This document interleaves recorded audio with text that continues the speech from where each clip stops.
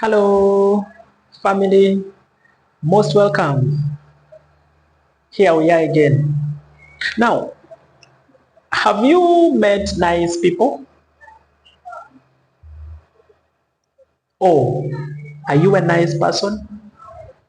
But you feel like you're suffocating. You feel like you're breaking down. You feel like you're burning out. You feel like it's too much. Why? Because much as you're trying to be nice, you're becoming overwhelmed.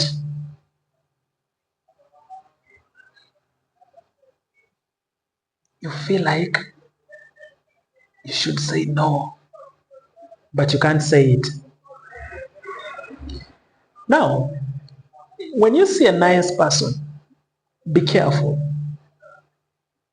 Be careful. And perhaps the person I'm talking to is listening to me right now. Some people are nice, not because they're really nice, but they're nice because their niceness is masqueraded as fear. Their niceness originates from excessive fear for confrontation, excessive fear to say no, excessive fear to be attacked. Now, if you find someone who is nice, kind, pathetic, good, but they have boundaries, they can say no. But this one, for them, they always do things for others. They can't say no, but they also appear good. This is the person I'm talking about. This person has excessive and pervasive fear that is translating into niceness to compensate. What do they fear? They fear confrontation. Ideally, this person, when they were young at home, for example, they used to be a good person. A good person how? A good person who is trying to win the trust of a parent. Some of them were compared at home with their siblings, and parents, listen to me. Some of you like comparing. Oh, at least the other, my firstborn is a good boy. He's a good boy. Not you. I wish this was Isaac. Isaac could have helped me already. Isaac is a very brilliant boy. You are struggling with this simple number. Be careful, parents, you're damaging your children. So this nice person, he's trying to win the appreciation and validation. Because back then they used to compare them, so they didn't receive any attention, because the one who was favored always received the attention, was always being talked to, was always given things, was always thanked, was always appreciated, while for them they were ignored. Now they have grown up to be adults. The only way for them to attract attention is by saying yes to each and everything. They are trying to compensate, to attract, so that you say nice things to them when they don't. They actually enjoy you telling them thank you. They enjoy it, much as it is too much work, much as they are burning out, they need to rest, but they have to do it because their heart is yearning to be seen. Their heart is yearning to be acknowledged. This person is suffering, the sick person is suffering. Or this person actually used to be the top performer at home, so they were always appreciated. Now they have understood that the only way to maintain attention is by always doing and working. That's why they don't say no. That's why they keep working, they keep doing things for others, even if they are tired, even if they don't feel like it, even if they want to say no, they don't say it because that is the only way they know. They think they must earn appreciation in that manner. Oh my God, parents observe the way you raise your children. You can damage your child without knowing. This is what we are saying here. So when you're appreciating a child, balance. Do not overemphasize that. Give them validation, another thing. If a child does not make it, validate them. Now, what is the solution for you as a nice person who is struggling with that? The first thing you should do is slow down. When someone requests for something from you, don't give them immediate feedback. Tell them, can I think about it? To say that space for you to think will make your mind clear, and you will detach from that emotional setup, that emotional guilt that if you say no, someone is going to be angry with you. So when you accept that, you should slow down, now you can make a better decision. You can really scan and see your schedule so that you find out whether you are really in position to do this favor for somebody.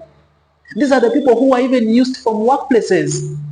Someone has been sacked, they give you that person's load, no compensation, they are not paying you for it, but you do it.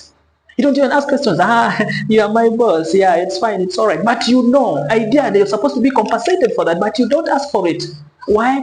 Because you are fearing to be called names, you're fearing to be confronted, you're fearing to be said, no. You're fearing that kind of conversation that looks like an attack on you. Because inside you're hollow, you're empty. So slow down. Usually slow down and tell those people or someone asking for a favor that please give me time. Let me think about it. Let me see.